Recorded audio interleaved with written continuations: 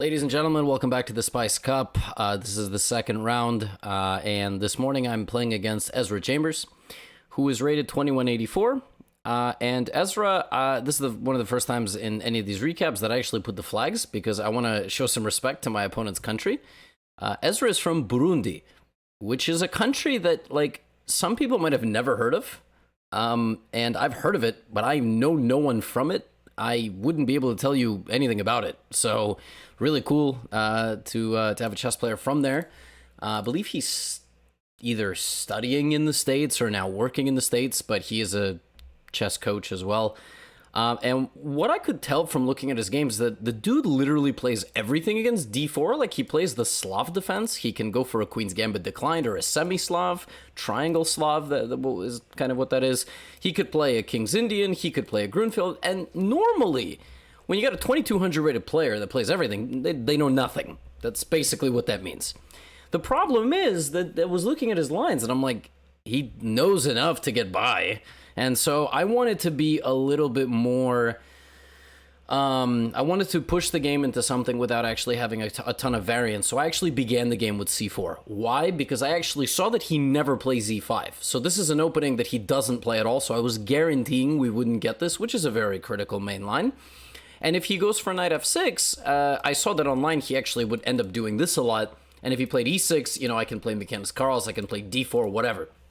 What we ended up getting was a kind of a Slav, but using this move order, I don't play d4, and I actually make him make the first commitment. So he told me afterward he didn't actually want to play the semi-Slav move order, because there's various positions where white just sort of does like nothing, and then plays like queen c2, rook g1, g4, and goes for this. And this is a very spicy way to play.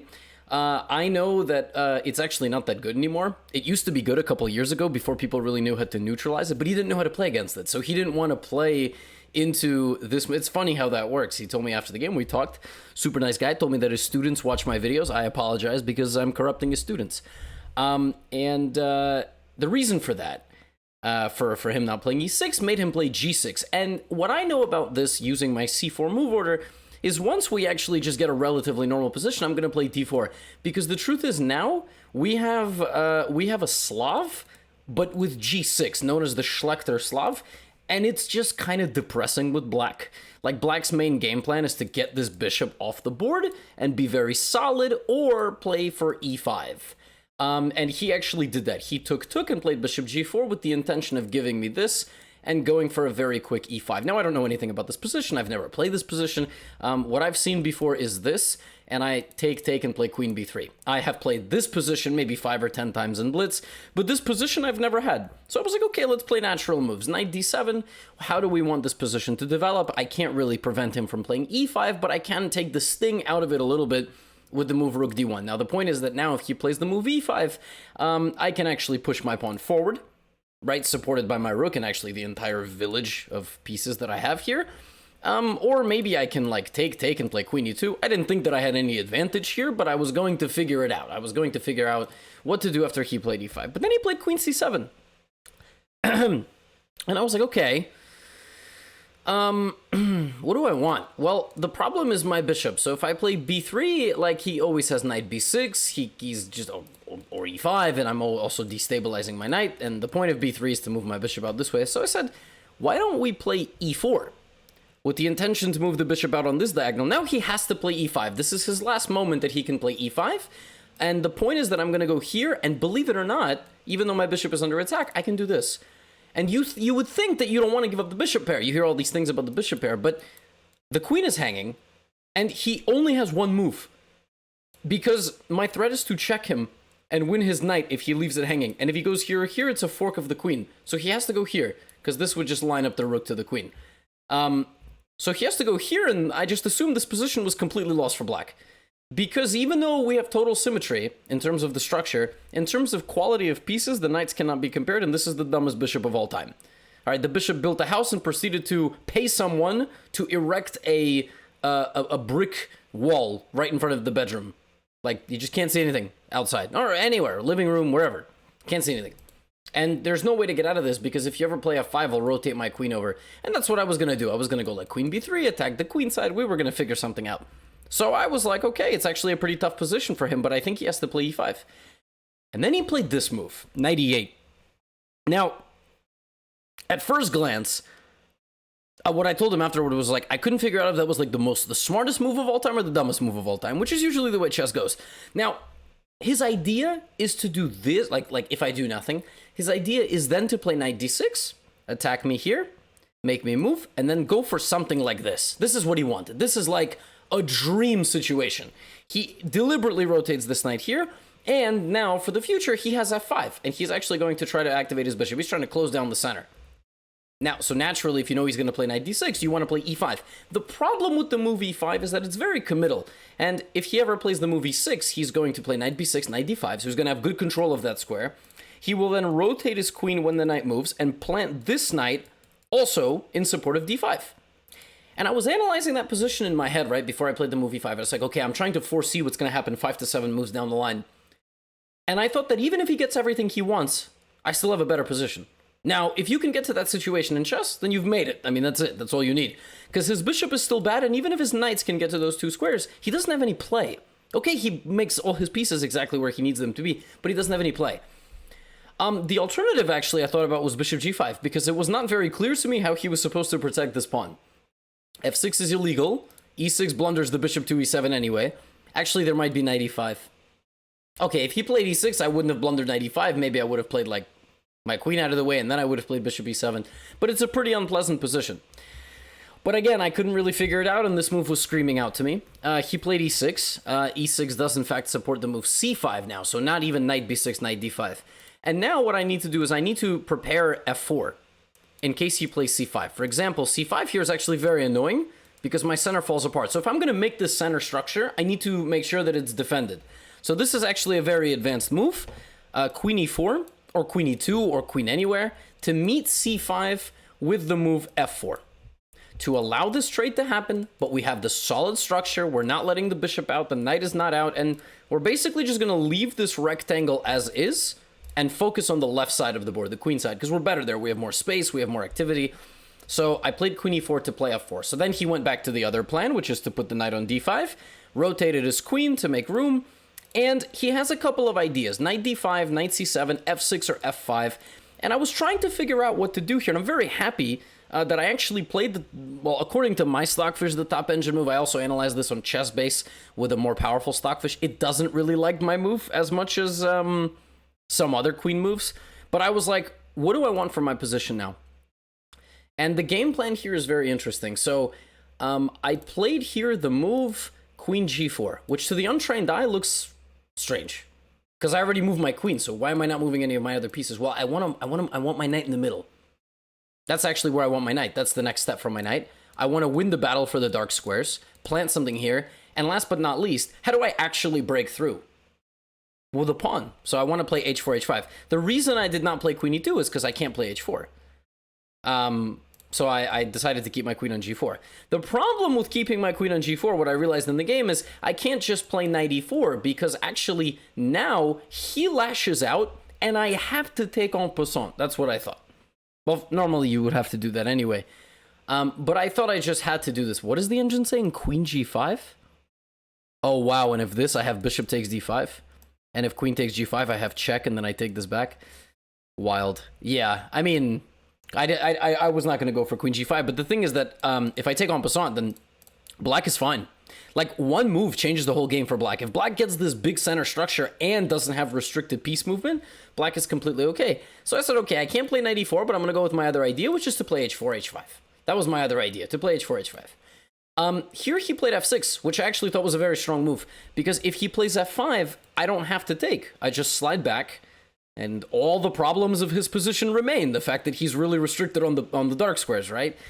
But f6 is a totally different story, because now he's threatening to do this. Wow, and the browser-based Stockfish actually believes in my move again. I was very happy with this move again. Don't need to do anything crazy. Don't need to go all out and start calculating what happens if the entire board blows up like this. Don't do any of this.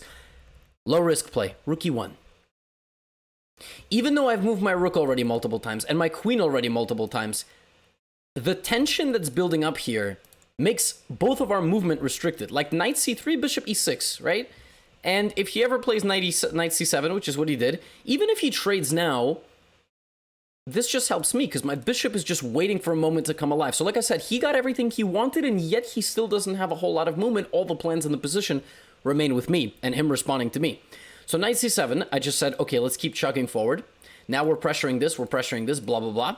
He played the best move. So if he takes on e5 now, part of me did want to actually go for hg and all this and start calculating all this crazy stuff.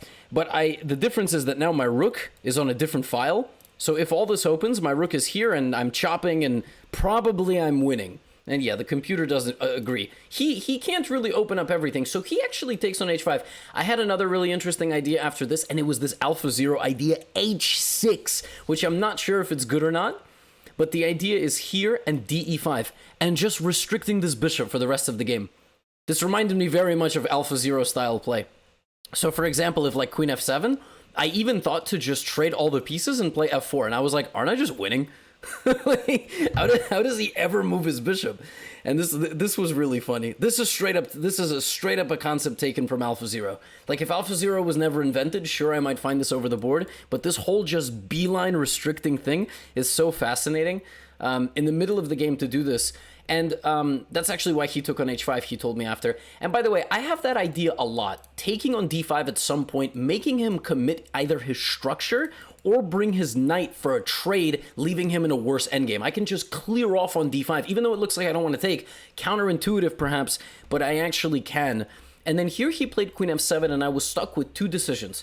Number one, trade into some sort of endgame and try to get my knight to d6. But what he told me afterward is he actually thought that he was happy here. And even though I might be slightly better here, it's actually a monumental task to win this. I mean, he'll put his rook on d8, he will like rotate his bishop around. I wasn't so sure I could win because he has such a nice blockade of my position. So what I decided to do is choke on a nut that I just ate. Wow, that is suspicious phrasing. I promise it's just regular nuts. So queen f7, I just had to be immature, sorry. So queen f7, I actually played this move.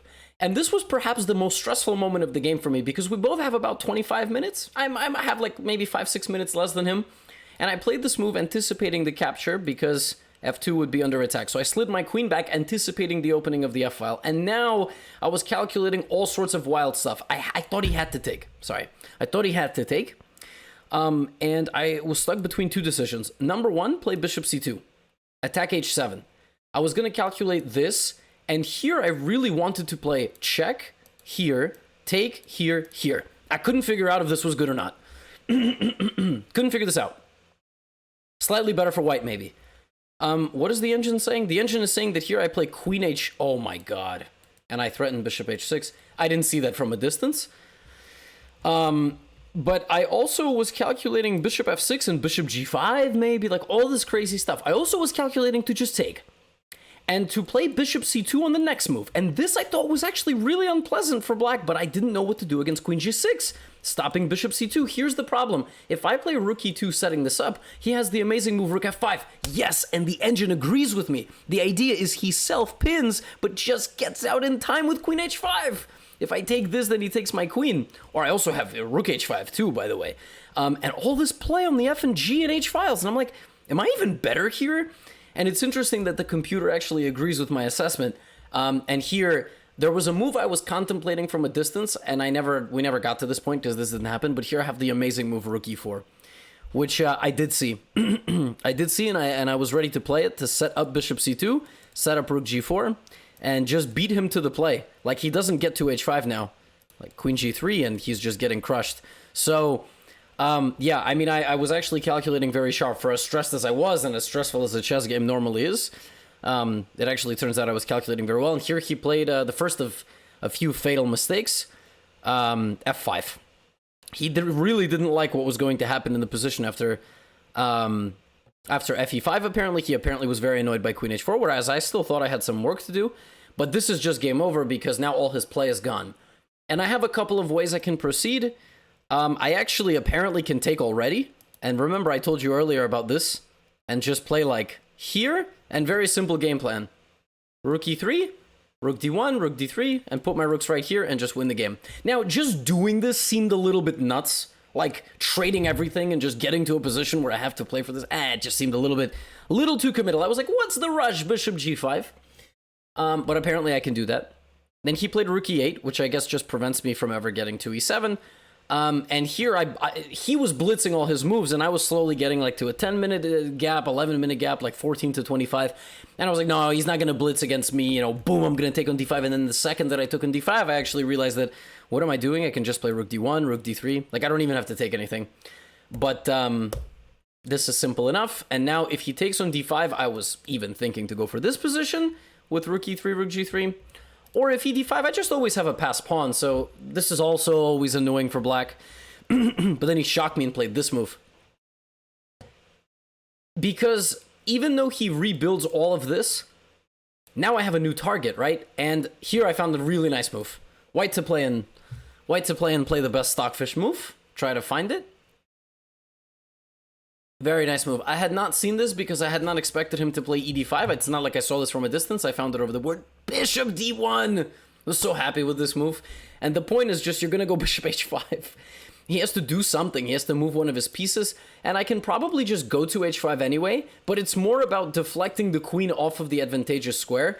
And now I was going to load up the cannons on this diagonal. And I could start with bishop c2 and then g4. But I decided to just go g4 right away. If takes, of course, bishop takes, and I'm super active. And if rook f8, then bishop c2. And now we see the problem. He just doesn't have any coordination here. Even if his knight gets to e6, bishop f5 is always winning. gf5 is winning. He plays this, and now I have to be precise. And I'm precise with the move bishop takes f5. And I'm ready to actually give him back 2 bishops, but have 2 really strong pawns. And this is just an easy win, because I transfer my rooks and I march my pawns. He chose not to go for this, instead going for some sort of counterplay with his queen and knight, somehow on my king, and the game ended in a very nice way. I rook lift to g3. He goes for this, and I have a few ways to win, but I was happy with this. I kind of called his bluff with the move queen h6, and it looks like if I go here or here, it's mate, and if I go here, he has this. But very nice, king h2. He takes my rook, and I play the very cool, calm, and collected rook g1. Move 35, my rook actually participates in the game. His never has a chance to. And if knight f1 check, I have the super chill king h1 with the pin. So yeah, this pin is just killer. So he played king f7, I took, and he resigned because of the combination of threats on his king. You know, I don't know what cap score I played at or anything, but it was really nice that kind of a lot of the thoughts I had during the game were confirmed by the computer, and I never really made any mistakes. But that's sort of what happens when you do get an opening advantage at the highest level. I had a pretty good positional advantage by move 10-15. My opening choice was smart to avoid some of his comfort zone openings that he likes, and kind of smooth sailing from there. So can't really complain, hence why I named the video what I named it. And if you've made it this far, remember, use code SPICE. Any of my courses are 33% off. Go get that intermediate bootcamp. Go get that course for white, that course for black. Just do it. Just do it. Chess is such a rewarding game, particularly when you actually play well. So I'll see you all for round number 3. Get out of here.